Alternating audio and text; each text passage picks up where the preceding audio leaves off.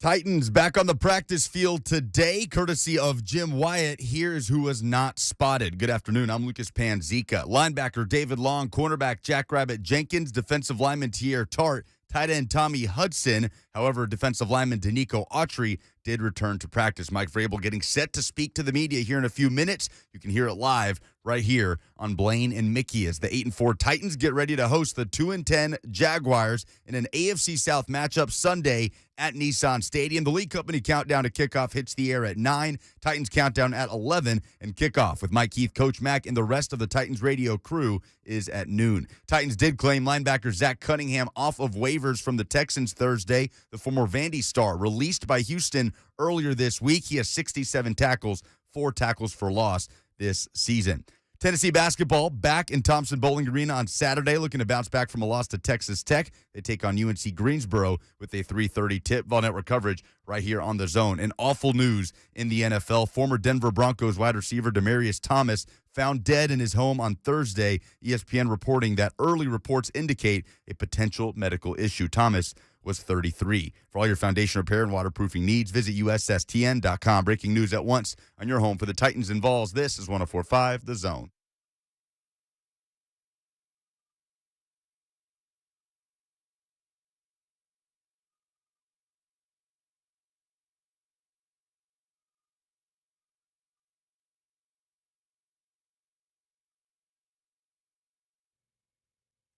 Blaine and Mickey, 104.5 The Zone. Welcome into the Friday show, everybody. We always try to do this right off the top. The Titans always have a news conference right around the time we get started. Mike Vrabel usually speaking, and I believe he is at the podium now. Let's jump in real quick to this Mike Vrabel. Maybe we can find out who will be inactive for Saturday.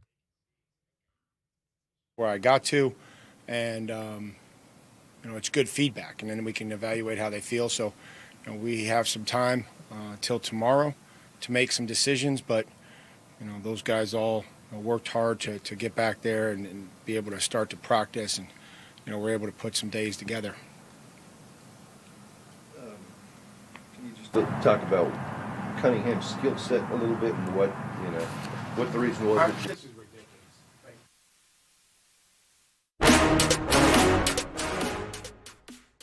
That was a very fast press conference from St. Thomas Sports Park. Not sure exactly what happened. Usually they play that music at the beginning. He walked right off. And they play that music at the end. Oh, he left. He walked off. What was the question? It was John Glennon asking something about Zach Cunningham. That was about maybe a 3-minute press conference. Okay. All right. Well, Mike Vrabel will keep it moving today, apparently. We'll see if we can find out what happened or Did somebody wave him like he had to go somewhere or something? maybe. Let's see. Now, we do have this. Ben Arthur from the Tennessean just tweeted this. Mike Vrabel just walked out of his press conference. He didn't want to take questions about Zach Cunningham. It sounded like he said, "This is ridiculous," as he walked off the podium. Terry McCormick, Mike Vrabel said Titans are excited to add Zach Cunningham. Said he would talk more about him next week when he is active. He was asked about Cunningham again. He said, "This is ridiculous," and walked out. Oh. So he was upset that they asked about Cunningham because he's not even available to play this week. There you go. This from Teron Davenport. So we're just kind of fleshing through this in real time. These tweets are like a minute old. Jackrabbit Jenkins, David Long, Tier Tart, Tommy Hudson, Zach Cunningham out for Sunday. What's the minimum requirement that they have to be on stage to do an interview? Is there a requirement for a head coach? No. I don't think so. I don't think so. Oh. I don't think there's a minimum requirement. That's just after a game. Yep. I think you have to be available after a game. And there may be a requirement that you make one appearance a week or something like that. I'm not sure, but I don't think there's a length of time. I don't know. Wasn't more than 3 minutes. Okay. Well, obviously, Zach Cunningham on the team, he would not be. Good example, set a good example of when you don't like the questions asked, just walk off, players.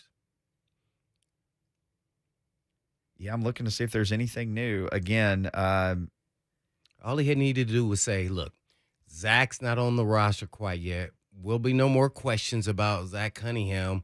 We move forward with the guys that will be on the roster and play on Sunday. Ask us about them. That's it. Yeah. Really, that's not that hard. So whenever something's small like that, it's something else, Right. that's perturbing them. It's something else. It's not that. Man, I wonder what got him all, his button a little wide there. Dang, that was just 2 questions. Guess he thought he said enough to where they wouldn't ask another question about it. Just give clarity. Just like, hey, look, I'm not answering any questions. Right, about I hadn't that even seen him practice yet. Right, he's passing through his COVID protocols we're or whatever. Move on to the players they're actually going to play Sunday. So, anybody about that? Let's ask away. Gentry Estes of the Tennessee and Mike Vrabel really didn't want to field questions about Zach Cunningham today. He stormed off about 90 seconds into his press conference because of questions about Cunningham, who won't be active this week. So that's what we know. We know who won't be active, Zach Cunningham. We know who's not going to play. Is it fair game? I guess maybe that should be a question. Should it be fair game that Zach Cunningham, that the media asks questions about Zach Cunningham even though he won't be active this week? They did pick him up off of waivers, right? Yeah, I mean, okay. I'm not sure how that couldn't be fair game. You've worked as an assistant to a head coach, so even though it was at the pro level, I mean, so how was that work? How would you handle that if you were giving your head coach advice? It was a big deal. Kind of a local kid in that he went to Vanderbilt. To a certain extent, a lot of people watched him. All right, I'll tell you this. I'll give you a good example. I was going to a speaking engagement with Brian Harsin, who's the Auburn coach now. He was a head coach at Arkansas State. And he was going to Little Rock to speak. Well, we were in Jonesboro. We're 2 hours away from Little Rock. So I said, I'm going to tell you things they're going to ask you. I'm going to tell you everything that I can think of that they're going to ask you. And I said, a lot of those guys don't cover Arkansas State. A lot of them really tilt their coverage towards another team in the state. Some people are going to ask you some questions to try to get you. They're going to try to trip you up. And they're going to ask you some things to show the discrepancy between the money of the programs and all this stuff.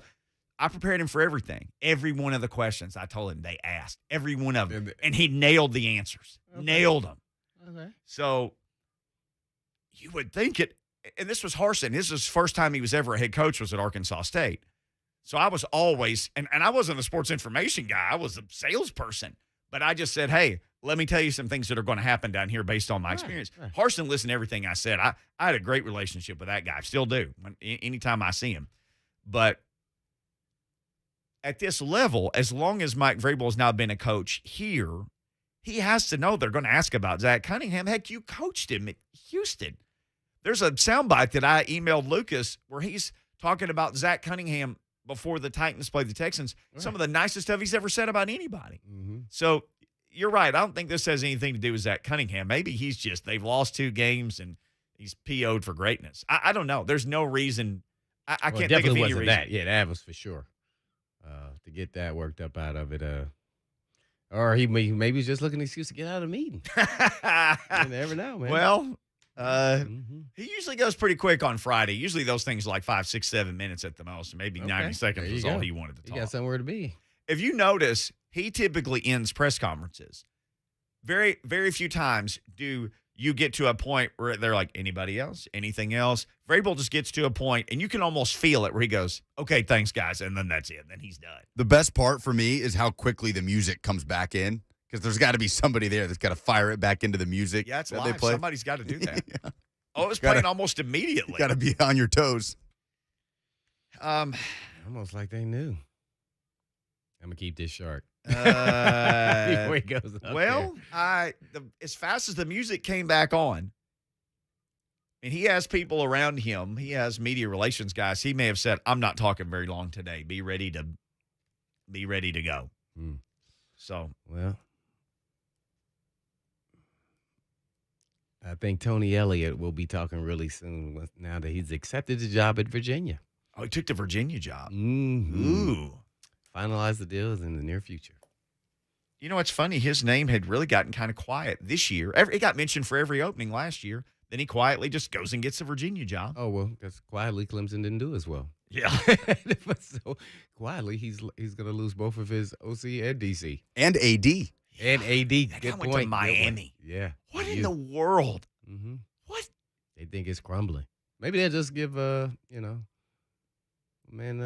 head coach job and the AD job, considering how much he makes, or is he going to take a pay cut? He'd probably like that. He's going to take a pay cut because they, got NIL stuff. That's what he said, right? Right. He said He would work for free, right? I remember him saying he would leave college football Oh, that's a right. few years He ago. said he quit. If, something like that man, happened. I knew it was something outrageous. If you were an 18-year-old guy and the coach, and you knew, because kids have, so everybody's got access to everything everybody says now, and you knew this guy was trying to recruit you, doesn't want you to make money off your likeness. And then let's say you go to anywhere else that can compete with Clemson on the national stage, and the coach is like, hey, this is Fred. Fred is our NIL guy. He's going to try to get you money for your tweets and your Instagram, and Fred's going to try to get you hooked up with the Chevy dealer down the street, and then you have this other guy saying, I'm going to quit if you make any money off your Does that hurt them at some point? DJ Uyunglele did make some good Dr. Pepper money, I imagine, showing up in those commercials. I mean, at some point, surely that would have to harm your recruiting. And maybe we got Clemson fans and they can tell me how dumb that is, but if you go to one place and they're like, oh, yeah, we're going to help you. And maybe he just bit the bullet and said, okay, hire Fred, and, Fred's going to help you make money, even though I don't agree with it. I've said that openly. But I would think I would want to go someplace where everybody was on board with maximizing me as a student, as an athlete, and as a money-making opportunity as well. You don't think they're going to do any NIL stuff on the roster? Well, I'm going to couch that with, you believe everything a coach says. No. Oh, okay. I don't believe everything he says, but that's a guy saying, I didn't think he was going to quit, but that shows you he's against your ability to make money off your name, image, and likeness. Else, why would he say that? No, well, he's against the framework and the structure of how that would look.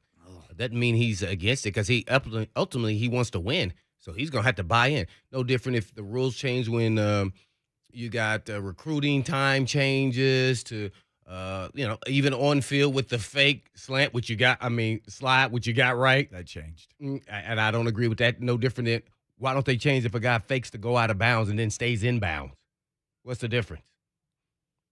Oh, like he said, there's a difference. Come on, Lucas, you're smart. Come on, give us the 411. What's the difference between the fake slide and then the fake go out of bounds, stay in bounds, and run? It's on the same length to me. And you sent me that question this morning. I thought, I've really got to think about this, because you still have to give yourself up either way. Yeah. And you can't no one can hit you, whether you slide or go out of bounds. Mm-hmm. Like one play by Kenny Pickett in one championship game. No, I've never seen anybody fake a slide before. Me neither. I mean, One literally, fake it slide. hadn't even been a week. They changed the rule. Already changed it. Fastest they've ever moved. That is absurd for me. Now, how about fixing the flop rule? That's been going on.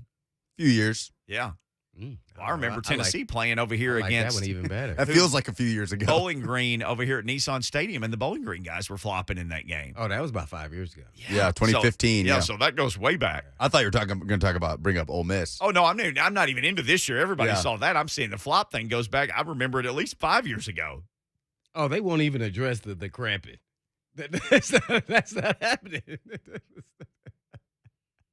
They go act like it just went away. Yeah. How in the world would you address that, though, would be the thing. That would be the question. How would you I don't know what you would do, and maybe that's why they haven't done anything. Yeah, sit out a play, right? Like, that's the only thing I could think of. That would be it. If you went down for any reason, then you've got to go. Well, and which I guess you have to if you receive medical attention. Yeah, or the rest of the drive, something like that. Maybe yeah, that would I'm be with it. you on that. Rest of the drive. Or series, or at least to the next first down or something, man. They got, yeah. Because you said, well, what about the end of the quarter? You'd have set up to the end of the quarter. Guys would be looking like, oh, there's 8 seconds left. Ah! Maybe the rest of the drive. You'd have to have this enforcement services then, though. The NCAA would have to have another official who was like, no, 17 was supposed to miss the rest of this drive. I see him out there again. Man, you're going to have a tracking system there, man, even on your staff. And meanwhile, you mentioned a tracking system. I know we got to go because Buck Reising is going to join us next, and we'll ask him about this short press conference. How do we not have a GPS in the ball and on, like, the goal line in 2021? Oh, that's been my stick. The GPS in the ball. I mean, you can do anything now. There's GPS everywhere, and the chain gang is still just some part-time folks with a metal chain, and 2 poles. And then we're just like, yeah, it doesn't look like you made it. My cat has a microchip. We can microchip a football. I think we can. We're going to take time out and go track Lucas's cat. When we come back, a cool cat's going to join us. Buck Reising, that's next year on Blaine and Mickey. How come I didn't know that?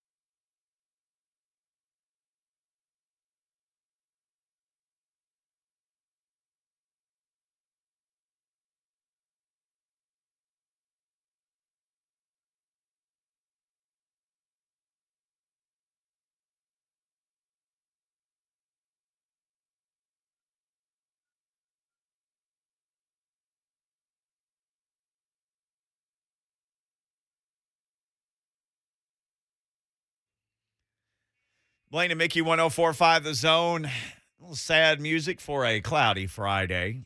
Hey, be weather aware tonight. I know I am. I've been weather aware for the last 3 days watching all these projectiles that are going to be blowing through here. So just keep your eye on things. Listen to smart people like, Davis. Is something coming Davis this way? Nolan. Yeah, Like, something's serious? coming. Oh, something's coming.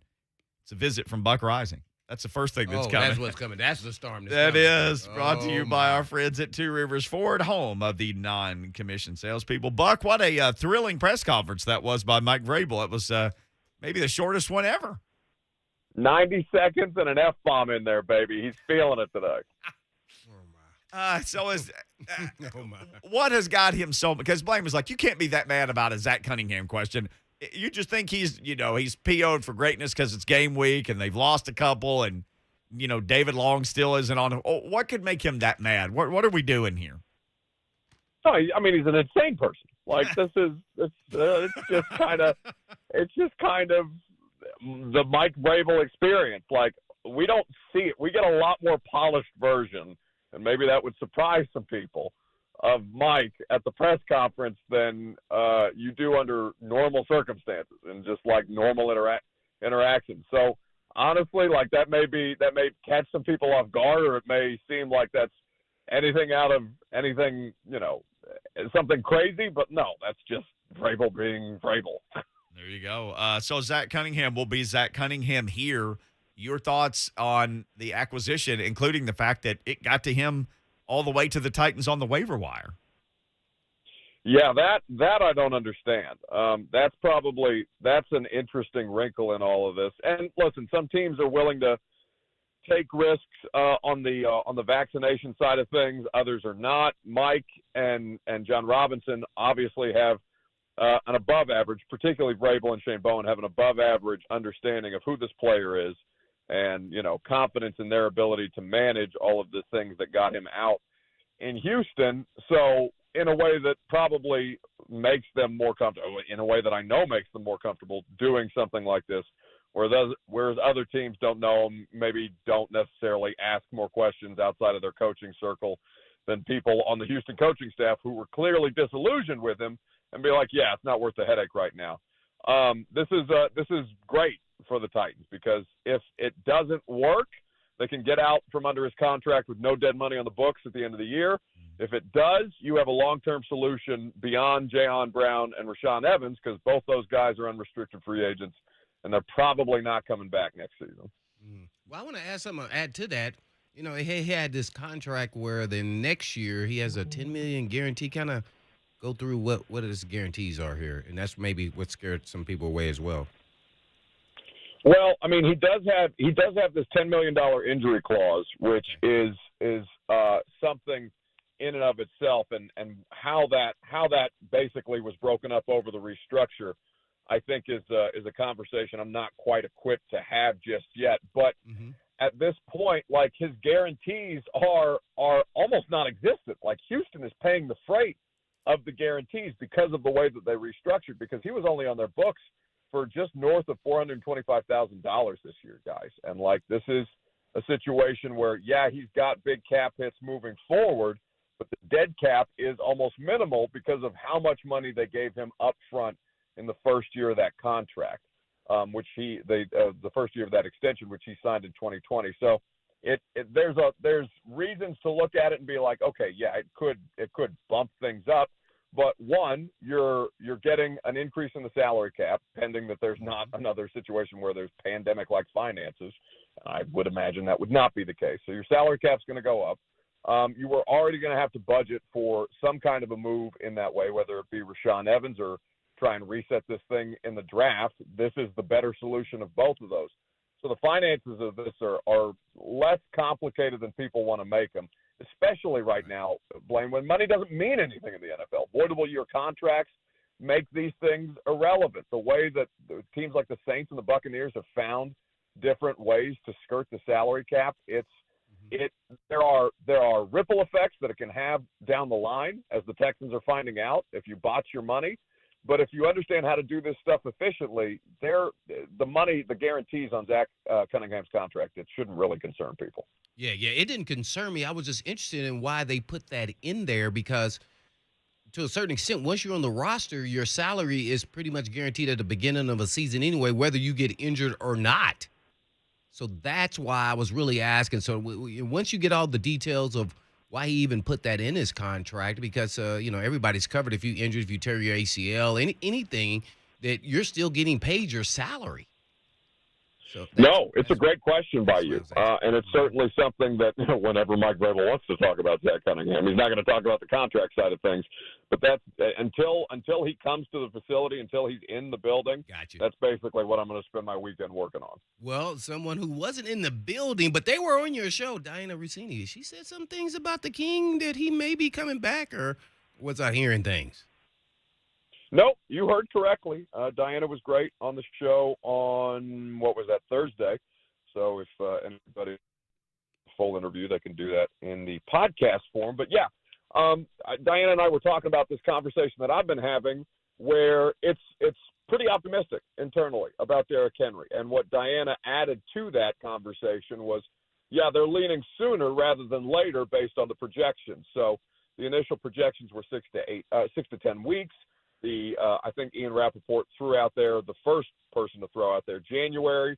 So it's looking like he could be ready for the first week of the postseason based on the initial projections that they had, and things are leading that way. Now, of course, all of this could change. Adoree Jackson was supposed to come back much, much sooner than he actually did because he experienced setbacks that nobody on the coaching staff wanted to talk to us about. All well and good. Those circumstances are always possible, but at this point, this is as good as humanly possible news as you could be receiving on the best player on the roster, who is Derrick Henry.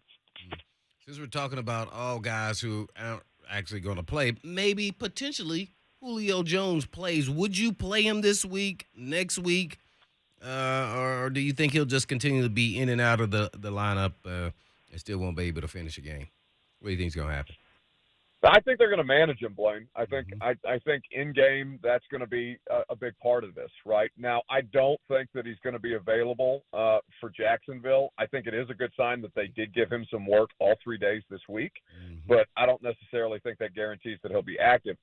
It could. They're using this week to evaluate him, and the fact that he was able to be out there all 3 days to be evaluated is a great sign. But I think whatever point they do bring him back, it's going to continue to be this situation like, all right, where are we in the game? What is the score? What is our game plan going to be throughout the rest of this game? Are we just going to use our wide receivers to block and to dig out safeties? Okay, we don't need Julio to do that. Get NWI out there and let him finish out the stretch. Now, you may think that sounds foolish because the Titans aren't in a position to treat anybody quite that dismissively, but this is what they felt they've had to do all season long with Julio Jones, and I wouldn't anticipate them deviating from that plan at this point, because this is all a part of what they wanted to do when they shut him down a couple of weeks before the bye. They wanted to use as much time as possible to get him away, get the hamstring right, and if we can make a run at this thing, fine, but we're going to continue to make sure that you can make positive contributions come postseason time when it matters the most. No doubt about it. We went with Buck Reising from the Buck Reising Show. Buck, we talked about this week, and I know you talked about it too. So at this point, what would justify the trade for Julio Jones in your eyes? What do you need to see from him? I know you discussed it. We did. What would you need to see? Them in the AFC Championship game. I don't care if they win it. I don't care if they lose it. But Julio Jones has to contribute to them getting to the game before the Super Bowl. All right. Well, that's kind of what I said, was some kind of contribution on a team that went further than last year, but you've got it even further than that, all the way to the AFC Championship. Speaking of IR and that whole world, David Long now hasn't played in a month. He's been ruled out again. Do you know why IR was never an option for him? Because he's been out plenty long enough to have been on it, but they haven't put him on there. Yeah, they've been monitoring that one in particular pretty closely, and still this week they seemed unwilling to do it because I know you guys saw that Will Compton signed a contract, and that's not a game-changing move, but it is relevant locally because they called him. They wanted to bring Will in on a workout. They worked out a bunch of different guys. at the inside linebacking position. Now, Will ended up taking a better deal in Vegas and more opportunity to contribute, because what the Titans are looking for are shorter-term solutions. Yeah. Now, the Cunningham thing just kind of dropped into their lap in a way that was unavoidable, and that's going to work to their benefit. But I don't know specifically why they haven't done it. All I know is that they're trying to avoid it because they felt several times that they could have brought him back at different points over the course of the last month, and then things took a turn one way or the other where they just didn't necessarily feel comfortable clearing him.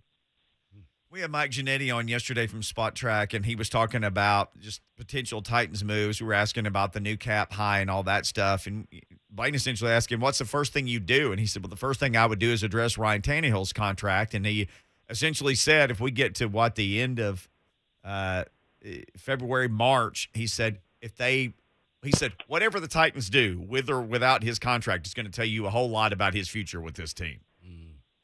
Well, yeah, and that was the way they structured these two contracts, both Derrick Henry and Ryan Tannehill specifically.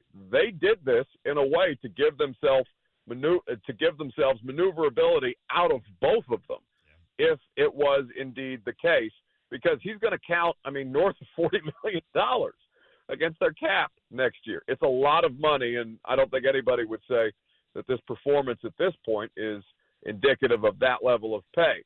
He's good enough to win games. He's good enough to get them to compete, but what we haven't seen is him elevate the rest of the roster and, frankly, take care of the football in a way that he needs to be based on who's out there with him. They love Ryan Tannehill. They respect his toughness, but at a certain point, your toughness can only get you so far. Ask Baker Mayfield how toughness alone is going for him this season. There is the marriage to Ryan Tannehill is not an outright marriage.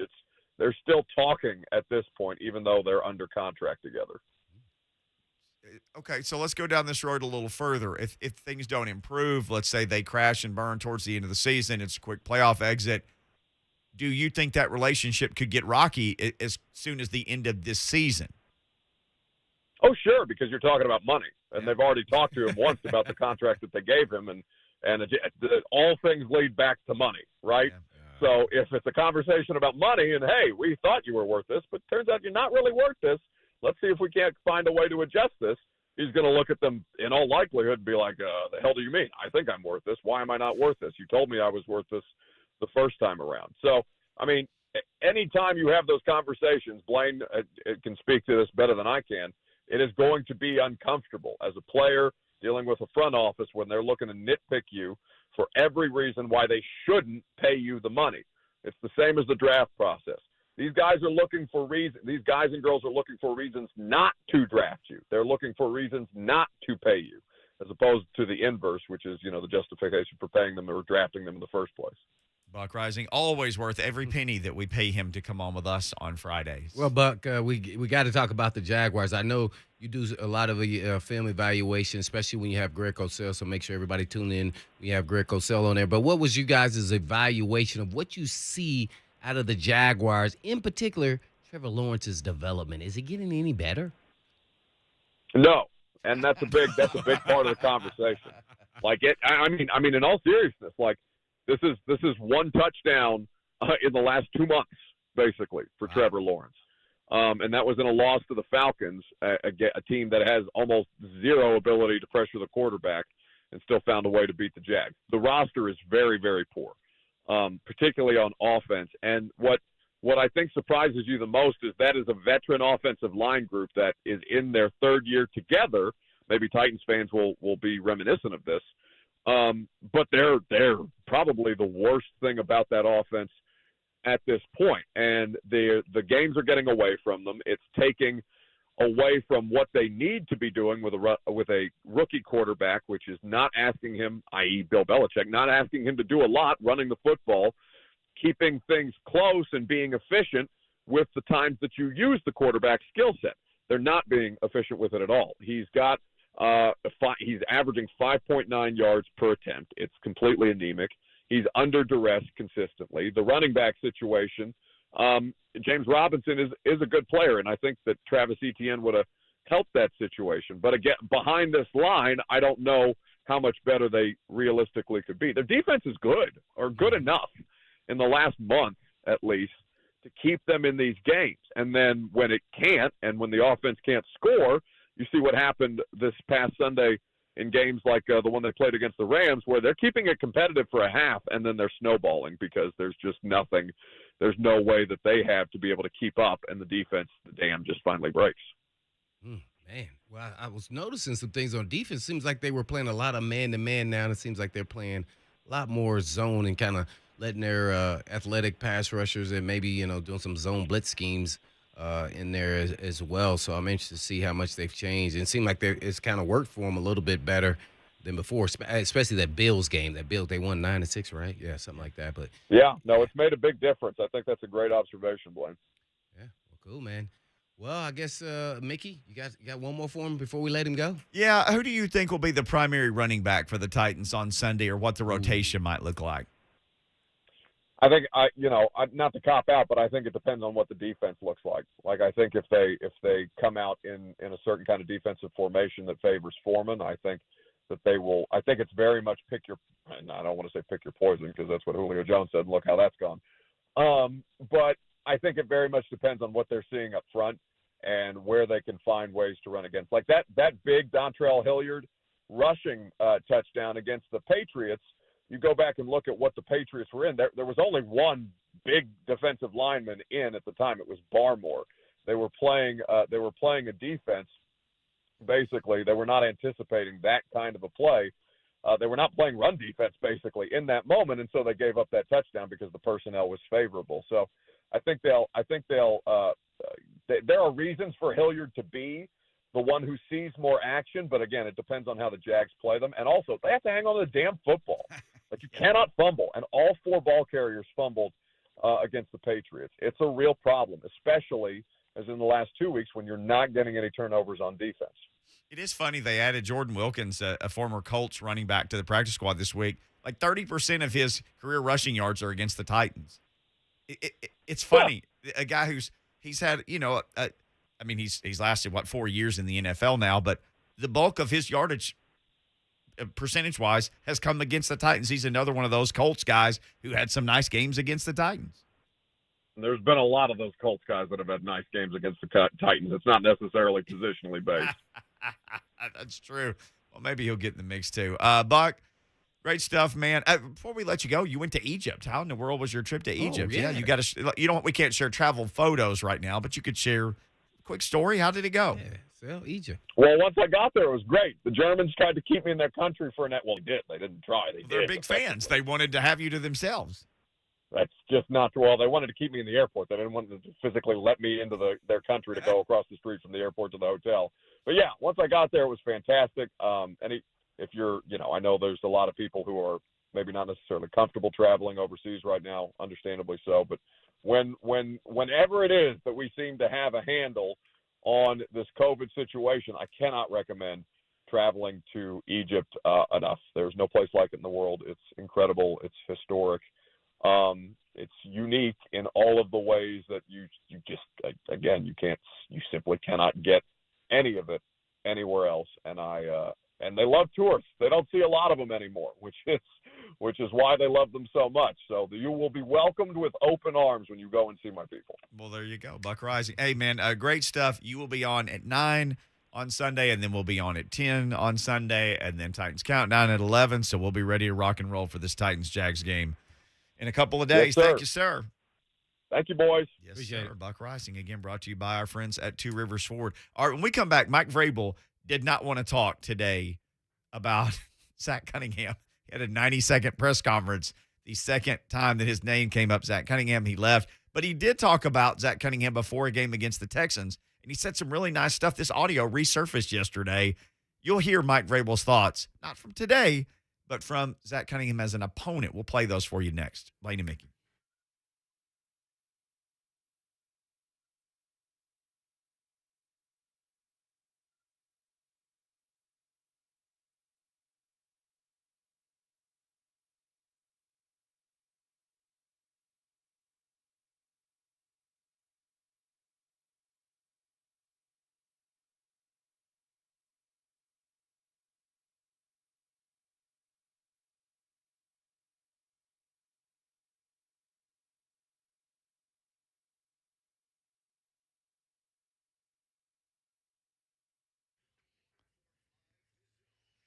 All right, it's Christmas season. Why don't you do something nice for yourself? If you're a man, woman, you're dealing with hair loss, why not just go to PAI and give yourself the gift of your own hair back? I mean, maybe you need an excuse. Well, there's your excuse. You've come up with every excuse in the world not to. Here's an excuse to do it. It's time. It's Christmas time. Go see PAI. Let them show you all the great things they can do for you to help you keep the hair that you still have and to get the hair back that you've lost. And you'll love dealing with them. The nicest bunch of people in the world. I love them. You will too. You can go to WeGrowHair.com. Matter of fact, you're probably just cyberloafing. It's Friday. It's the end of the week. You're sitting at your desk. Go to WeGrowHair.com. I mention in every spot that I do for them. Some of you still haven't gone there. I'm challenging you now. Go to that website, WeGrowHair.com. See all the great things that they do for men and women just like you. And you'll want to make an appointment. So when that happens, you call them 615-376-6010. Cost you nothing to make the appointment. They'll work with you on how you pay for all this stuff. Give yourself the gift of your own hair for Christmas at PAI.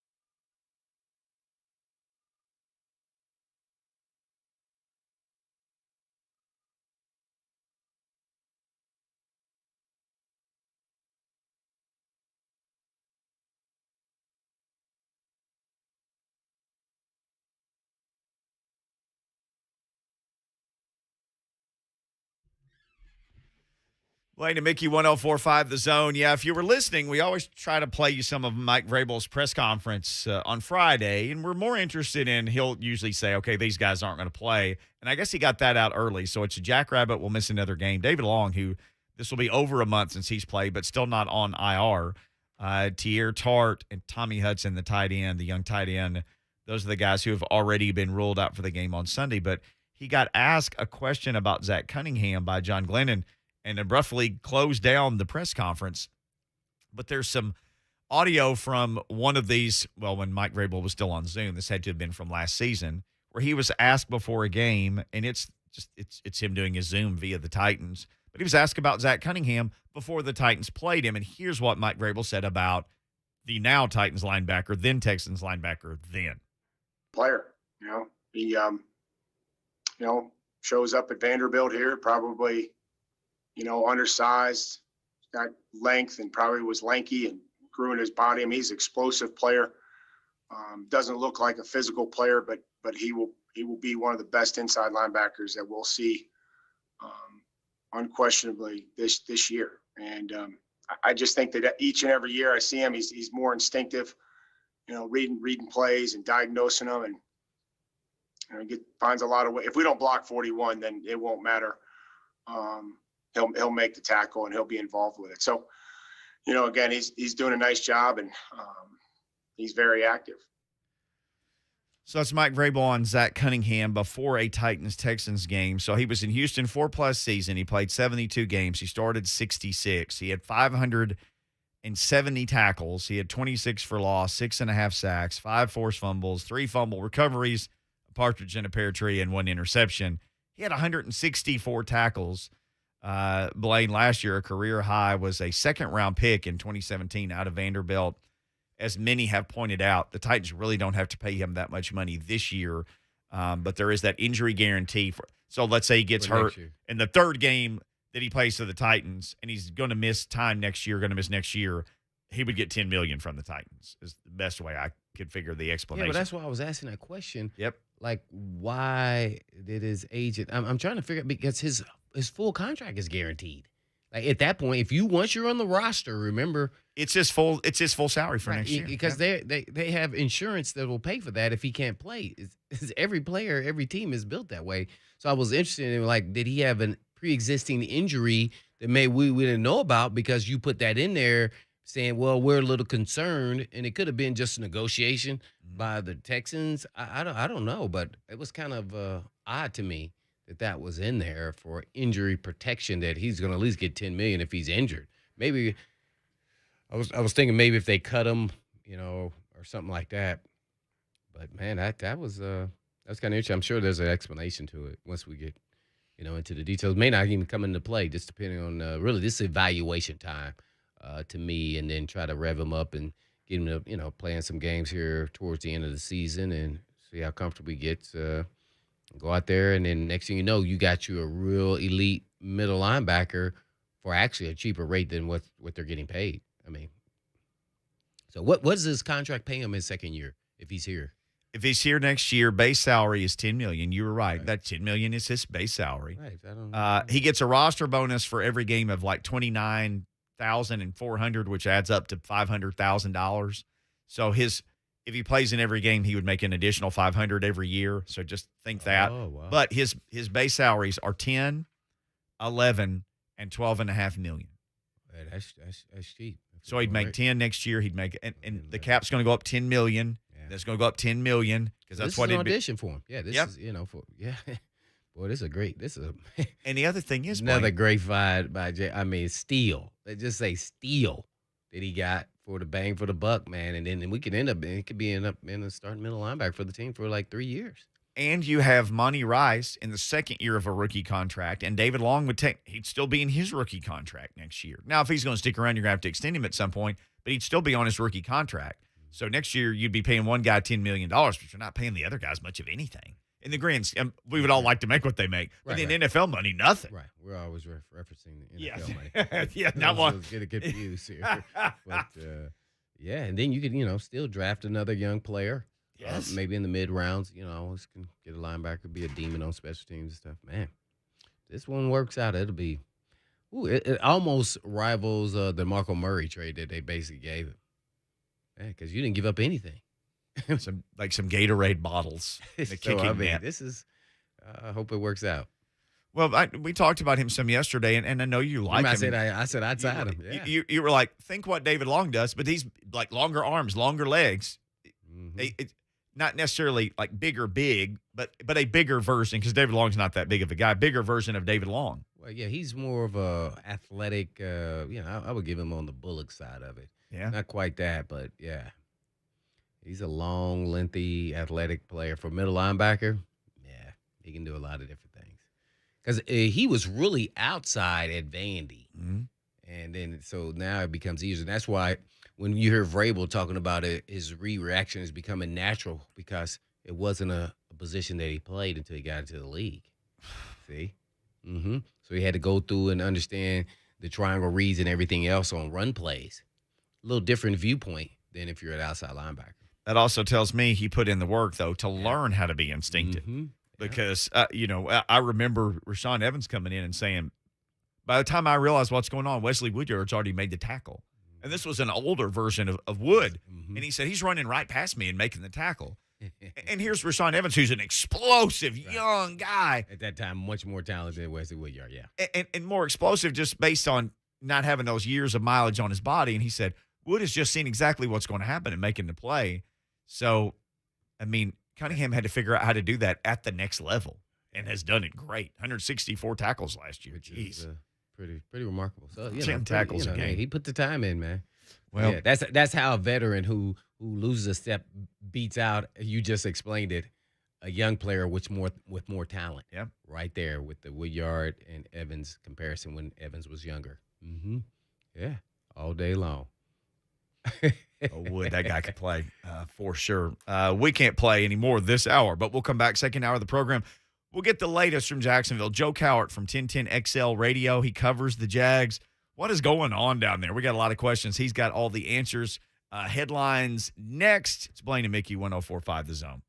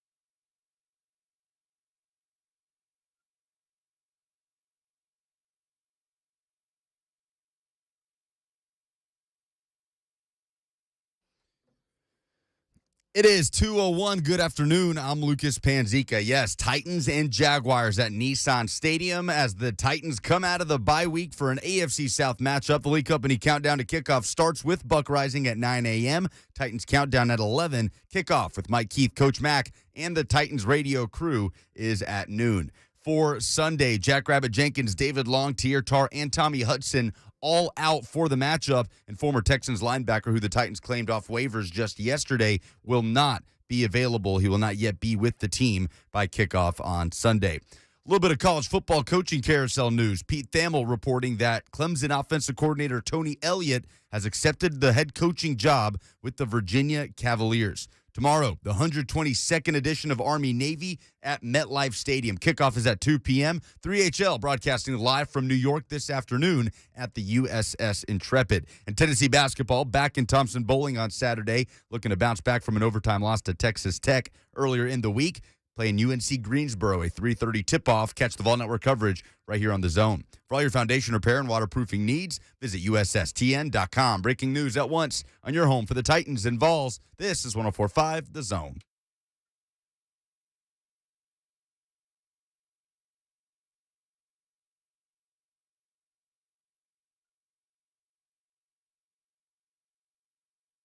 Blaine and Mickey, woo, 104.5 The Zone. What's going on? Happy Friday to you. It's cloudy out there. Apparently it's going to be 70 degrees in a couple hours. And What? I don't know. The map looks like Armageddon right now. Lucas, You track the weather like oh, that? yeah, you know me. Because you used to Well, I live won't out in sleep the middle tonight. of nowhere. That's what happens. And that means that you're worried about storms coming through. Well, I live Is that like how that started? Think about the flattest thing you've ever seen, like a basketball court, right? Well, I lived in Flat. Indiana. It's pretty flat. No, you don't. Man, it was so flat. I could watch my destruction rolling across the plains of I Arkansas. came here. It's from like, oh man, look at miles all the away. hills. Oh, this no, is it's so nice beautiful, here. Right? Oh, it's beautiful. Yes, not beautiful where I came from. God bless everybody there, but it is not beautiful. It's flat, and you could look to the west. You could see there was a You can see the town. storm coming, huh? Oh, you could climb a tree and see a town 11 miles from my house. It was so flat. Wow. Yeah. So that's what we were dealing with. But anyway, be weather aware. I'll just say that. Lucas, you got any weather updates? Have you been talking to Davis Nolan or anybody? Not quite. I think you're the weather guy here, Mickey. Exactly. I don't know just if give I it can to him. take I'm that not role. checking All the I know weather. is fear. So Mike Vrabel was not So afraid. you're the build-up fear. Oh my God, you're going to scare the living heck out of you. I'm scared the living heck out of myself. Yeah, that's what I'm saying. Yeah. I said out of you. Oh, no, I'm nervous. I will not sleep at all tonight. I promise you. Till they get the all clear on TV, I will be on the couch. Because I'm worried I have to run upstairs and, like, grab everybody and, throw them in a bathtub or something. No, my wife just wakes me up and then I'd stand up here and just keep looking out the window and watch the TV while she sleeps. Okay. We'll have a plan. That's basically what we're talking about. Yeah. So Mike Vrabel, I don't know if he came in with this plan today, but he always does a press conference on Friday, and we always run some of it. And he usually goes 7 minutes or so, and then he'll just at some point go, all right, guys, thanks, and then he's done. So today, and then so they play this song that has two distinct parts that we all hum around here at the radio station. It's a big hit. I think they should just put it on like KDF or something and play it. But Mike Vrabel, he lasted is 90 seconds total. He got asked about how we could practice following the bye. Do we have the whole thing? Lucas acts like it's so painful. Yeah, I'll pull it up. I mean, I can Three read it all. questions. Three questions. I mean, I could just read it if They you were want all me about to. Zach Cunningham? All three? So he got asked about the week of practice, and Lucas, I think, is looking for this. He was looking at us like he's mad because he had no intention of playing this, and we didn't spring that on him. And they're like, do we just have that, Lucas? See, this is how we do him. And I'm sure he hates us behind our backs, but he's very nice to us, to our face. But we do stuff like this to him. His work dads. So anyway, he got asked dads. 1, 2, 3, 4. Okay. So we get a transcript every day. There are 4 questions on the transcript. On the transcript, 2 of the 4 are about Zach Cunningham, the questions. The 5th one, he got asked again. It's not even on the transcript. This is the whole 90 seconds, Mike Vrabel. 88 seconds. 88 First seconds. time we've ever been able to just replay the entire thing. Here you go. This is what he said. Then he got mad and left. felt a little bit rejuvenated after the bye week. Did that show? Yeah, I mean, I think we've gotten better throughout the week. I think it's gotten better. Probably got off to a little rough start there for what my expectations were, but I think we've improved.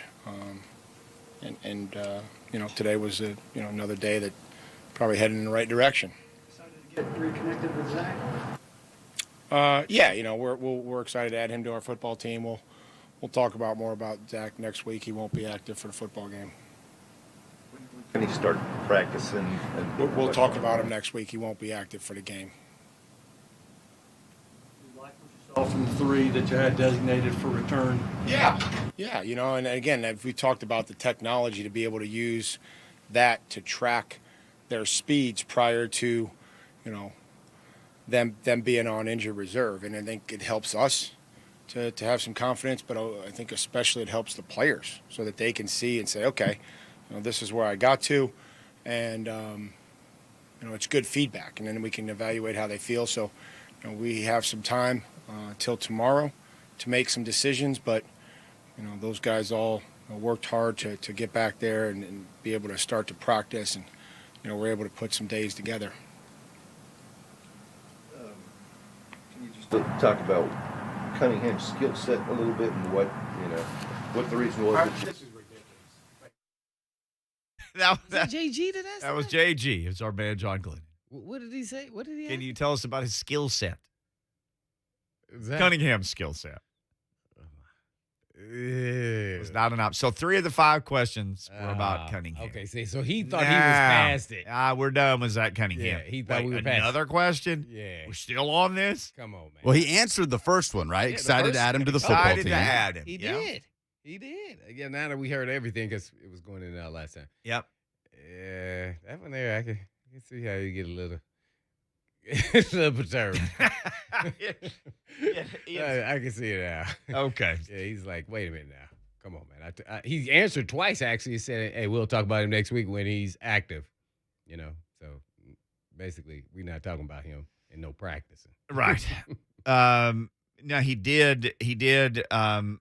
I guess they did rule out at some point who wouldn't play. It's Jack Rabbit, David Long, Tier Tart, and Tommy Hudson. That must have been given sometimes after the microphone gets turned off. He'll turn around and say, these are the guys that aren't playing. He did that a couple of weeks ago where he finished and hadn't said it yet, and he said it, and the Titans tweeted it out. So no Jack Rabbit, no David Long, no Tier Tart, no Tommy Hudson.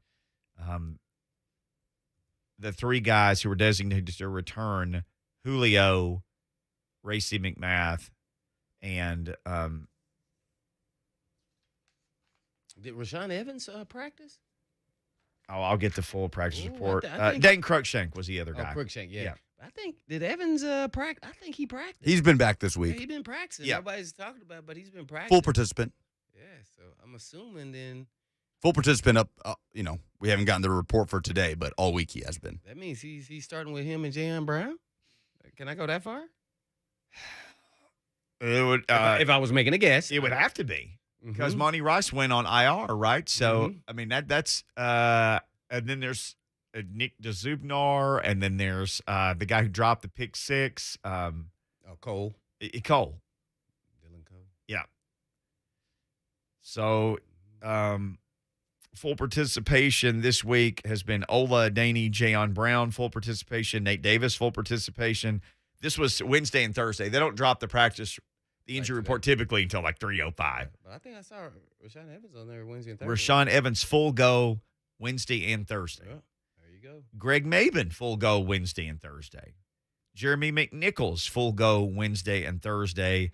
And the other thing I saw, Yeah, Molden was out there too as well. Molden was back today. He was limited yesterday. He did not practice Wednesday. He was limited yesterday. Today he was full practice. And then the other one was Danico Autry, who was limited, then did not practice, but he was back today. And so I know the Jaguar center, Linder, has been hurt. So, I mean, a backup center hopefully would present some opportunities for Large Jeff and Danico Autry maybe to, as Coach Mack likes to say, crush the cylinder and go wreak some havoc against Trevor Lawrence. They're starting to get a. Rashawn Evans coming back. I'm excited to see what he can do. He's been out for a little while. Yeah. So I want to see him. He's got to be sharp. I I want to see him all over the place. Even the last couple games that he finished, it was like we barely heard his name. Evans hasn't played since October 24th, and it's the 10th of December. Hey. And he didn't go on IR. Same for David Long. Right, which is hamstring, and Evans was more. I thought maybe if I want to guess, I want to say ankle, but there's so many injuries, it may be overlapping. I have no idea. Was that hamstring too? David Long? No. Evans, was he ankle or? Lost track. Evans was listed this week as ankle. Yeah, I thought it was ankle. So, Evan, we need to start having like an Excel spreadsheet or something in studio. Tracker. So, Jayon Brown was quad. Ola was hamstring. Harold Landry is hamstring. He was kind of limited in the last game. He played a season low in snaps. David Long is hamstring. Jayon Brown. I would walk off the stage with that. All them hamstrings. Landry was limited again today. Report just came out. Oh, it did? Yeah, like a minute ago. Who? Harold Landry, limited all week. How much of that do you think could be by design of, hey, man, you're just not going to do much, and then let's see how you feel on Sunday? It could be that. Yeah. Because he's been playing, as they've been talking about, our Vrabel, injured anyway, but he's still been playing every game, right? Yeah, So, he plays. He's just not been effective, though, as far as what he looked like before. Yeah. But he's out there. He's fighting through it. So a week off, hopefully, man, I don't. He's on the injury report, though? Landry. Yes, he's been on the injury report. No, but what does it say, though? He was. Have you got the one from today, Lucas? Yeah, limited today, limited all week. No, I meant, like, well, what is his specific injury? Oh, I'm sorry, hamstring. Yeah. There's 3 hamstrings on there now. David Long, who is out, did not practice. Harold Landry, limited. And Ola Daney, yeah. who was back to being a full participant in the last 3 days. Yeah, Danico is knee. Tier Tart is ankle. Jayon Brown is quad, so that's soft tissue. Rashawn Evans and Greg Maben, both ankle. And a couple of concussions, Nate Davis and Jeremy McNichols. Tommy Hudson, ankle. Jackrabbit, ankle. So it's kind of like a mix of ankles and hamstrings. Yeah, mostly. then Julio's not on the report, right? Because he's technically still on IR. Yeah, they don't He's have to a put him on hamstring. there. Yeah, none of the Julio or Cruikshank or Reising McMath don't have to be on the injury report. What do you think the odds are, Lucas, that Julio plays? After hearing Buck, I don't know. If Buck they'll did play not him. sound Buck optimistic. Buck didn't sound optimistic. Hold him out as long as possible, I suppose. Did you guys watch the videos? Because usually Dr. Blaine will watch the videos and assess them. A to Z Sports had some really good Julio videos. Did you see them? Yeah. Okay. Come on, man. Yeah. Just hear the diagnosis. Holding out. I felt What like are we doing? Come on. he looked like he was about 85. Like, he looked good. Each day he started, gaining confidence that he could plant and go real hard on the injured leg. Yeah. He got better and better. I mean, every time I went, okay. He's still not there yet, and he could get by with it, though, like it is in a game, but you just never know. He could make it worse because he's going to, the adrenaline rush and the level that you go in a game is nothing like practice. Yeah. You can go as hard as you want to at practice. It's just not the same. And so that's where I would be cautious, especially a man, who's had a history here. And he's not, a young guy. So, yeah, just to be on the safe side. But, man, I sure want him out there. And he looks like he wants to be out there. He does. Mm-hmm. So I wouldn't be shocked either way. So I was preparing everybody because I was hoping that he was going to play. But then after hearing Buck, and then I was, following up what I saw there, I was like, it's going to be close. It's going to be close. Mm-hmm. All right. We're close to knowing what's going on with the Jags. Our buddy Joe Cowart, who works on the radio, covers the Jags in Jacksonville. Duval joins us next on Blaine and Mickey.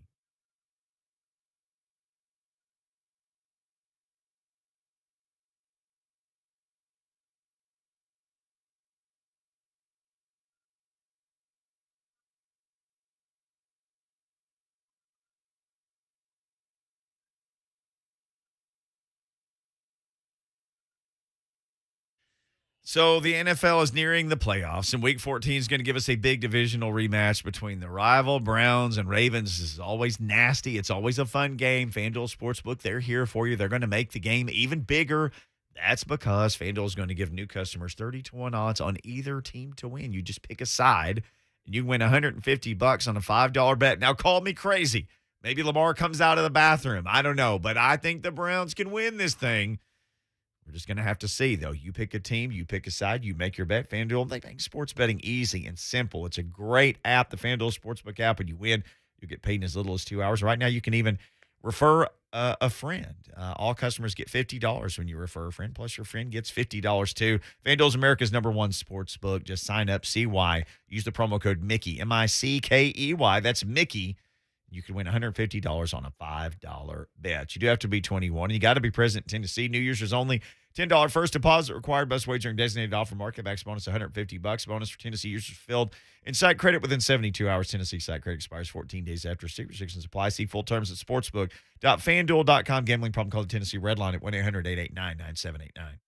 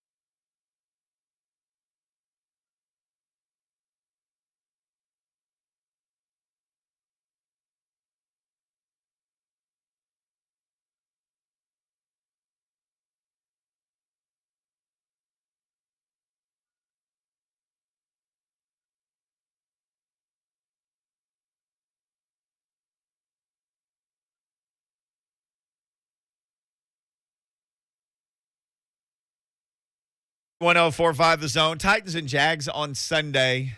Going to be some crazy weather, it looks like, between now and then. So be careful wherever you are and what you're doing. It's probably nice in Jacksonville right now. Or heck, Joe Cowart is calling us. He may actually be at the Army-Navy game. So let's play a game. Joe, as you join us, where in the world is Joe Cowart? Where are you checking in from? Mickey, you know how much I wanted to be up in the NYC this week. I guess you and I lost the lottery. Is that basically what we're saying here? Because Duval was one of the odd men out city-wise, and Nash Vegas still being represented up there. But listen, I'll tell you where I'm at, fellas. Instead of being up in New York City for the Army-Navy game, I'm at Splits Bowling Alley in Orange Park. That's where I'm at right now. We hope you bowl them straight today.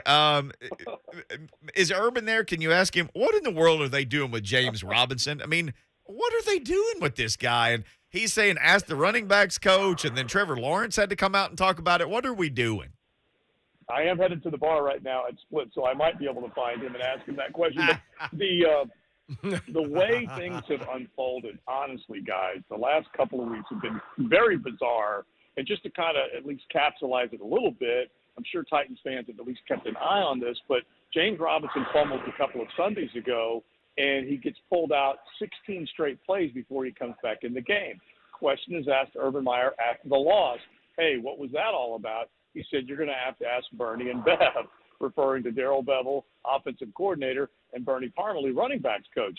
Lo and behold, he kind of pushes it, kicks the can down the road, says that's a staff decision and all this. And then this last game against the Rams, he fumbles early, and next thing you know, he's sitting on the pine once again. And then he comes out, James Robinson comes out, starts the second half, and is in the game as the clock hits triple zeros. And everyone's asking the question, what the heck's going on? They said, Herb, to start, said that they were worried about him health-wise, injury-wise. They wanted to try and minimize the amount of carries. Yet, he's in the football game late. I don't get it. It's a mess. Urban should be more in control, should have more say in what's happening. And if he's arguably your best, most productive guy on the football field offensively, you need to have him in the football game. Wasn't there, and I've tried to just find and listen to as much Jags content as I could this week. Did Urban essentially say at some point recently in a press conference that he was trying to micromanage less? That he was trying to change that aspect of himself? Which that's why they hired him, was to be himself. Yeah, we describe him, where's the megalomaniac that used to roam the college football sidelines, because he was a control freak. Yes. We all witnessed it, and we saw the great results that came from it. And Mark Long of the Associated Press was one of the guys that asked the question. He was like, where is that guy? And he basically said that, he tries to evaluate himself all the time. Is he disappointed in certain things that have gone on? Yes, he admits, but he's trying not to be over the top. Well, the thing is, Shad Khan, I'm guessing, I don't know what the exact figure is, but Shad Khan paid a lot of money for that guy that was a control freak, like we all have witnessed, to go kick some butt and turn this franchise around. He's not done that. He looks, honestly, fellas, like he's a fish out of water. He looks lost. And this is the stuff that I don't think too many Jaguar fans, and particularly billionaire Shad Khan, expected to see from Urban a dozen games into, his first ever foray into the NFL. Wow. Our buddy Joe Cowart, 1010 XL Radio in Jacksonville. He is on XL Primetime. He is at 1010 XL Joe C. You can go bowl with him right now if you're anywhere in suburban Jacksonville. He joins us on Blaine and Mickey. Well, Joe, man, after hearing all that, man, do you think Urban Meyer is going to be back next year? And is that wrong for me to ask that? Well, I tell you what, and I hate to try and predict the future because I'm so bad at it. Just ask my wife. But I just look at this and I say to myself, okay, the guy that we all expected doesn't exist right now. Yeah. And we have seen him up and leave other jobs. You can take a look at the Florida after 2 national championships. He says, you know what, I got to be with my family. About 360 days later, he's up in C-Bus. He's coaching the Buckeyes. And then he decides to leave that post. And I have several opinions on why he left that post. But he did leave, goes to television, makes some killer money sitting on the sidelines, and all of a sudden says, you know what, I want to jump back in and I want to see what this NFL thing is all about. And Blaine, you know better than Mickey and I, you're in those locker rooms, and I love the passion that you and like Leon Searcy on our show, when you guys get in on this, if they need, tell me if I'm wrong, they need to see the guy that has a plan to win. And if he shows doubt, or if he looks like he's not on the same page and has the drive to do the job, do what's required in the job to win, you're going to lose faith in him. And I think that may be starting to, I mean, here it is December, that may be starting to happen with this football team. They played hard defensively. They've struggled mighty offensively. And I don't know if he's cut in this, at this stage of his life and career, if he's cut to do what it takes to go through this offseason, come back next year, and really put the hammer down and make this team competitive again. I don't know if he has it. I really don't. Well, is Trevor Lawrence at least getting better? I saw you made some comments, too, about the Robinson deal. What was that all about? I mean, kind of go through that, too. Well, I like the fact that Trevor stood up and said, you know what, he's our best player. He needs to be on the football field. So let's get this stuff behind us. And I think he basically had to step in because there was a lot of back and forth between the media and between Urban, between Darrell Bevel, the offensive coordinator, basically saying, and here's the thing that gets me a little bit, fellas. I don't want to go too deep on the Jaguars side of this, but Urban described how it was Bev and Bernie's decision and that was a position coach or offensive coordinator's decision.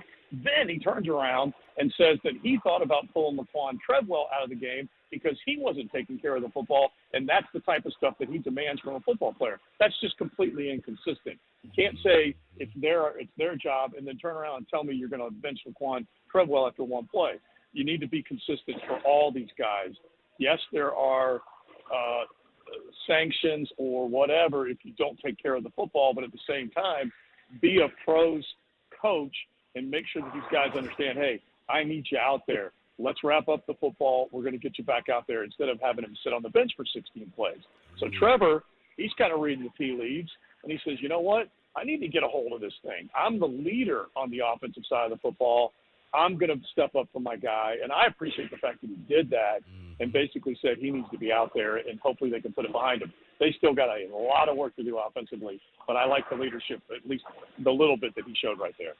Did he say he talked to actually Urban and that they came to a resolution? Because ultimately it will become quarterback versus Urban if Urban doesn't start, being honest and contrite with his players, because they're going to look right past it. This is not college. They're not 18 to 22. You can't sell them a bill of goods. Yeah, so he's going to go before the quarterback. Yes, I would think so because the franchise's future could be long-term, good or bad based on what happens with Trevor, and it could be good for more than a decade. We've all witnessed that when you get the right guy, they can stick there for a long time.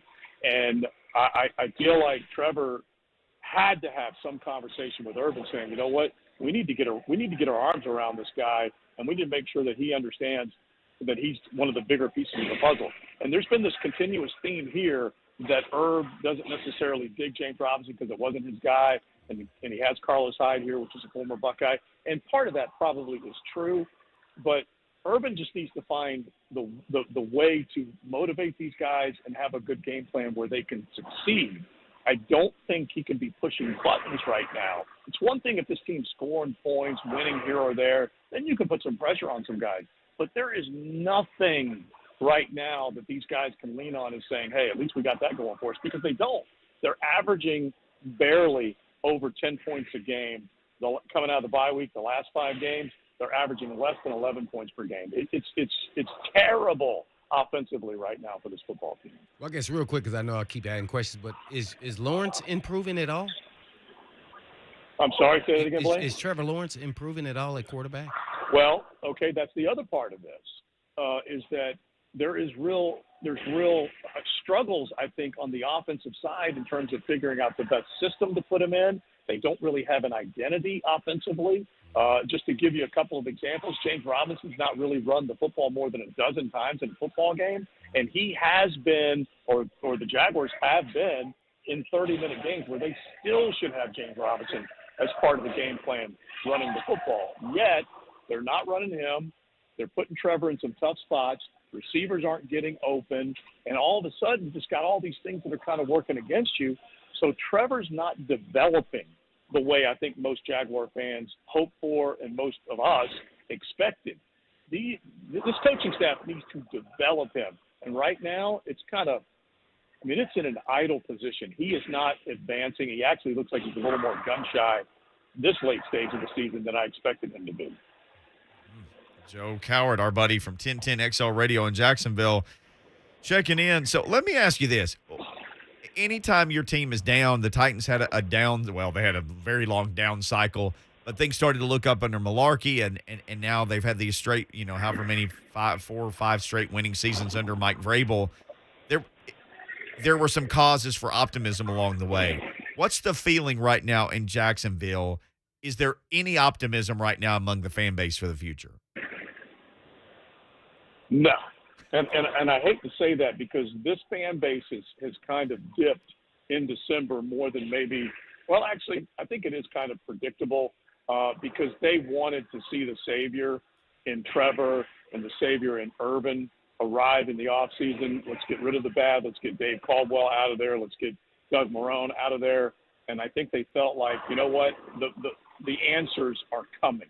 And so there was all this hype in the offseason, expectedly so. Season tickets, sales were up. Everyone was fired up.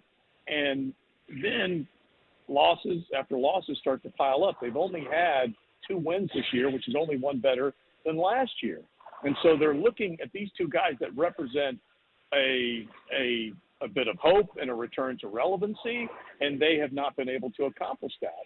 And I don't think they're going to win another football game. I think they're going to be picking 1, 2, or 3 in the draft. And that includes games against Houston coming up and the New York Jets. I just don't think they're going to win another game. And so I think fans are looking around like, what have we – all right, we've gotten out of one bad situation and we've gotten ourselves in another one. And I feel bad for Shad because I think he's willing to put his money where his mouth is. He's willing to spend a lot of money. And he hasn't been able to hit on the right guy. Personnel decisions are being made by Herb and Trent Baalke. I don't think either one of those guys are particularly good at making critical decisions and rebuilding a franchise. And so it's tough. I mean, I think we look right now, you guys mentioned both the GM and the head coach up in Tennessee. I think we look at them with a bit of reverence. What the job that Vrabel's done, the job that John Robinson has done, they have done a killer job up there of kind of keeping a team together and getting great results. Right here, this team, they really haven't been able to show for anything that they've done. And it's interesting, Joe, because some owners are notoriously cheap, and maybe that's what hold a franchise back. For Shad Khan, like you said, it's not a lack of spending money. It's just bad hires, it seems like, with everything. If you go back, and I'm not sure I have this exact date or timeline right, but let's just say you go back 7 seasons at a minimum, back to 2014, Shad Khan signed more checks than any other owner in the National Football League. That includes Jerry Jones. It includes the big spenders. He signed for more big contracts. He was on the hook. If every player would have seen their contract to the end, it was over $1 billion. So he was not shy about spending money. He was not cheaping his way out of this bad boy. He was willing to spend. He just gave that checkbook to the Dave Caldwells of the world that did a horrible job, and Gene Smith, for that matter, very early in his career. And they signed guys to mega contracts. Malik Jackson, highest paid defensive tackle. Julius Thomas, highest paid tight end. Andrew Norwell, highest paid guard. I mean, it was just crazy how much money they spent, and they've got nothing to show for it. So you are right. He was a guy that was willing to trust the football decision makers with his bank account, and he's gotten zipped for it. And I don't know whether he's got to reach a point where he's like, I've got to find the brightest football minds to take over my franchise and save me from this football abyss. Because right now, it really is. It's one bad decision after another. Oh, my goodness. Well, it was a good decision for us to have Joe Cowart on as he checks in from Jacksonville with all the latest. Well, Joe, I just want to ask one more thing about Urban Meyer. How come we don't know what his contract is? I don't know. I think I like a little bit of mystery in my life, but not necessarily with what coaches are getting paid, especially with a guy with 0 NFL experience. And I do think it's interesting. And I almost feel like that was a mandate from Urban. Urban, but look, let me just tell you guys, I'm close to guys that are close to him. And in the very beginning, I mean, this was a home run in a lot of people's minds. He came in with a plan. He said he had been studying it. He and Shad met at Super Bowl a couple Super Bowls ago. And Shad is an Illinois guy. That's where he kind of grew up with the University of Illinois, put a lot of money in that program, and obviously had admired Urban from afar at Ohio State. And so they kind of came together, and he said, I'm going to give the keys to the franchise to this guy. And Herb called a lot of shots when he first came in here. And that's why us as media members, we all bought in. We're like, this kid's going to come in. He's going to shake things up. They're going to build a performance center. They're going to do this. They're going to do that. We're going to make Duval a destination. I mean, I heard it all. And I just feel like that was a little bit of mystery that Urban wanted to attach to that. I don't want my contract disclosed. I want it to seem like it's, quote, priceless. And right now it's like throwing money in a well because Shad's not getting any return out of this whatsoever. Horrible investment. I guess talk a little bit about the Napier hire at Florida as well as Cristobal at the U. Are the fan bases all excited about it or not? We did a Twitter poll on our show, and Gator fans, I know you guys will not be shocked by this up in Volunteer Land, out of Gus Malzahn, Mike Norvell, Mario Cristobal, and Billy Napier, who's the best coach in the state? They, of course, voted Billy Napier. They haven't even seen the guy coach yet, and they think he's the best of the bunch. He was very successful at Louisiana when you consider what they were and then what he leads them as. He did a killer job. He really did. Double-digit wins, winning the Sun Belt, stuff that they haven't ever really enjoyed. And so I think Florida fans should be hyped about him, but we're talking folksy, old school, little Tennessee, woven through him. And he's going to come in. He's a really good recruiter by all accounts. He learns under the Saban tree, under the Swinney tree. And so he comes from good stock. And I think Florida fans are hoping like heck that he can be a good recruiter. We all know you get the Jimmies and Joes, and then you can go from there. And he is considered a very good recruiter. He's hiring decent assistants right now that look like they can recruit as well. So I think Gator fans are hopeful because Dan Mullen he just blew it on the recruiting front, and then he ultimately blew it as a game day coach and lost his job. Mario Cristobal, oh my gosh. I think Leon Searcy's just over the moon over his former teammate coming back and what he hopes is saving the U. Because if you guys think about this is 2 decades of anonymity, football anonymity at the U. Yeah. They won a title back in 2001, and they have been irrelevant for a large part of these last 2 decades. And Cristobal brings organization, another guy who learned under Saban. He brings winning. He brings an attitude, a persona, all that stuff. And so when it's all said and done, they got a billionaire to write a big old check to get him because normally Miami doesn't like to spend money. And he came, he's got a huge budget to hire coaches to go out and recruit. They're going to try and, this is long term, but they're going to try and build a stadium somewhere right there near the campus. Mario will make his mark if he can go down there and do what he thinks he can do. That will be a huge hire if he's successful. Well, Joe, man, the weekend starts now. We appreciate you hanging out and talking to us, and you can hit the bar at the bowling alley, and we look forward to the next time we get to talk to you, brother. All right, brothers, Mickey and Blaine. Thank you, fellas. Yes, sir. Joe Cowart. Follow him at 1010XL. Joe C. XL Primetime, 1010XL Radio in Jacksonville. We're back to wrap things up. What does that mean on Friday? It means it's time to call our shot. We'll do that next on Blaine and Mickey.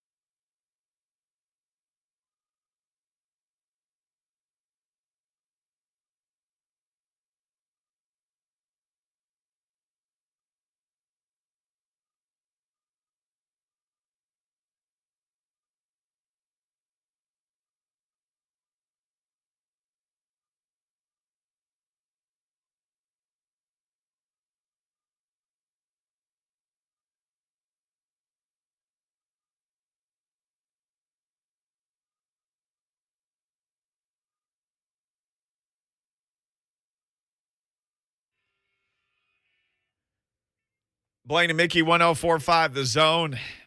Should you stay or should you go? You should stay and just keep staying through this segment and then stay for through each other live from Army Navy. They got a bunch of great guests. It's always a fun show. So you just stick around and just keep listening to The Zone the rest of your life, not just today, forever. Couple of quick notes from earlier today. Tommy Hudson, Jackrabbit, David Long, and Tier Tart have been ruled out. Elijah Molden practiced full today after being limited. Danico Autry looked to be trending in the wrong direction. He went from limited to did not practice, but then he full practice today. So maybe Danico Autry will play on Sunday. Mike Vrabel did not want to talk about Zach Cunningham. He was asked about him twice. He was asked about a third time, and he terminated his press conference today. Zach Cunningham will not play on Sunday for the Tennessee Titans. That will not be a thing that happens. So do not look for the former Vanderbilt linebacker to be suiting up this week. That will not happen. As far as the Jags, only one player has been ruled out. It's Brandon Linder, the center. So maybe that will help the combination of Big Jeff and Danico to crush that cylinder and get up the middle there. He's the only player that's been ruled out for the Jags. All right, we call our shot this time every week. Sometimes good, sometimes bad, but we're always here and we always do it. You can call your shot as well. Lonzo has already done so in the Zone TV chat. He says Titans win by 12. So there you go. That is a shot that's called. You can check in on the phone, 615-737-1045 on the Mark Spain Real Estate Hotline. This segment is brought to you each and every week by Chattanooga Whiskey, available at your favorite Nashville retail store. Drink Chattanooga Whiskey. Enjoy responsibly, maybe even a little bit this weekend. Lucas, I know you got the standings board, so let's hear how we're doing. I know I'm 0 for my last two. I was the dummy who went with Georgia and also the dummy on Thanksgiving week who thought the Lions could actually win. I missed by a week. Just off by 7 days, or a little more than 7 days. I definitely didn't do that. But everybody was with the Georgia train unless you was Alabama fan. Yeah, there's a few figures that just make you feel a little extra dumb for betting against them, right? Nick Saban's one of those. Yes. Yep. But you had Georgia to win. Blaine, last week you had the Bengals as the number 1 seed in the AFC. So the book is not written on that yet. They're still sitting as they're one of the 7-5 teams. Yeah. They did lose to the Chargers last week. So Mickey's sitting in at 6-4. Oh. Blaine is 2-7. Okay. I am 7-2. I did not have a called shot last week. All right. So, Mr. Clubhouse Leader, what have you got for this week then? I'm not feeling good about this Jaguars game on Sunday for the Titans. Something about the way Mike Vrabel approached the podium, already on edge. I think he's worried about this game. We talked about not being optimistic about Julio Jones this weekend. Let's say Julio Jones does not play. Who are your wide receivers? You're rolling out with that same group, unless Golden Tate is activated tomorrow, which we don't know. Don't know. But if he's not, you're rolling out with the same group that you rolled out for the Jets game. Nick Westbrook-Akina, Chester Rogers. You don't even have Marcus Johnson in the fold.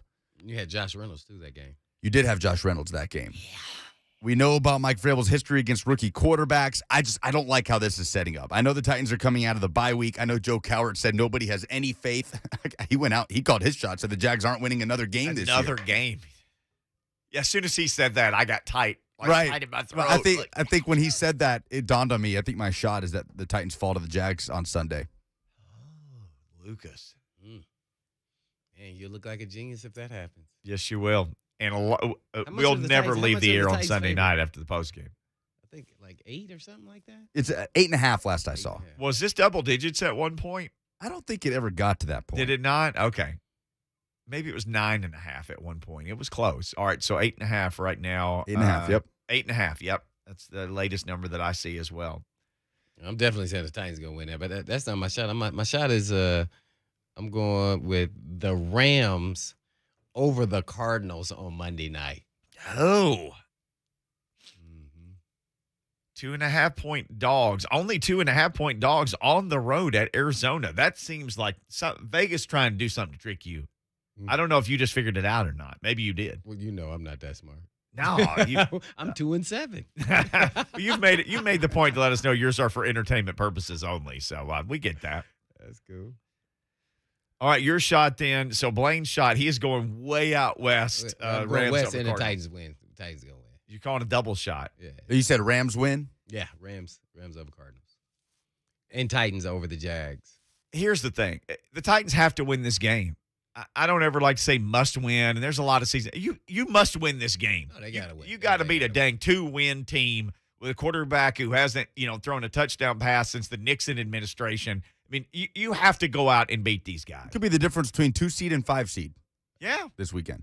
Well, if you win, you're what? When are you tied wins-wise at that point? You have to win one more game than the Patriots. You're still back on the Patriots because of the head-to-head, but you'd have the same record. You'd have the same record. You'd both be 9-4, but that means you only have to outwin them you'd be even. That means you just have to win one more game than they do to still have a shot at the number 1 seed. So what I'm trying to say is everything is still in play. You can still win the South. You can clinch it. Your magic number, I think, is 3 wins or losses by the Colts. Everything's still out there. I know they're beat up, but there's a chance this could be a really nice, healthy roster of all things by the time the end of the season rolls around. But you got to hold on to the rope till you get there, and holding on to the rope means beat the Jags on Sunday. Well, you got to win the games you're supposed to win. Yep. Yeah. This is, and the Jaguars they're playing hard. It's just offensively they're not putting up points. So if they get more than 14 points, then I bet you Lucas got a great shot of being right because I just don't see them putting up points. I'm gonna go against the clubhouse leader. My shot is Titans win. Maybe by 1. Maybe it's 3-2. Got an Army-Navy shot? No, I don't have the same pulse for the game. Normally, I would have studied a lot more if I was going. I mean, I would. Usually, I have a full take on the game, but I don't this year. I'm just going to enjoy it, and just like everybody should, remember these kids are all going to be protecting you one day. So, make sure to send a little love those kids' way. Yeah. They're great. I might as well triple down. Yeah, Bills over Bucks too. Okay. Bills Triple over shot. All right, triple shot from Blaine. Hey, man, it's time for us to That's go. how I go hard. All right, we got to go hard because 3HL's coming up next. Happy Friday. Yeah, be Right? careful this weekend. Yes, with the weather. And as always, you know it. Peace.